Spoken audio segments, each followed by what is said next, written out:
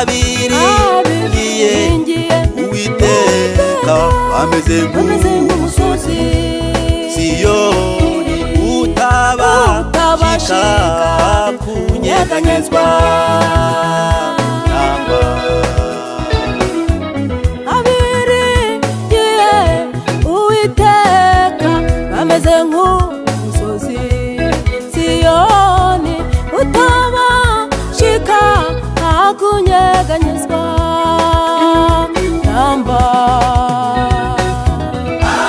Abiringiye Uwiteka bameze nk'umusozi Siyoni utabashika kunyeganyezwa namba.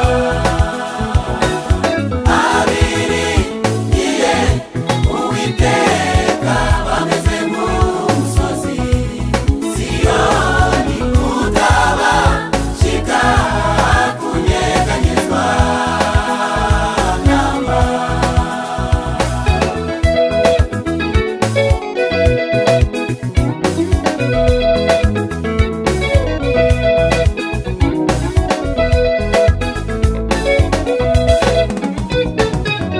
Naho nanyura mu gikombe cy'igicucu cy'urupfu sinzatinya ikibi cyose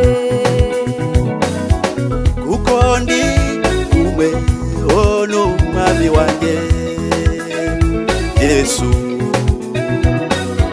Naho nanyura mu gikombe cy'igicucu cy'urupfu sinzatinya ikibi cyose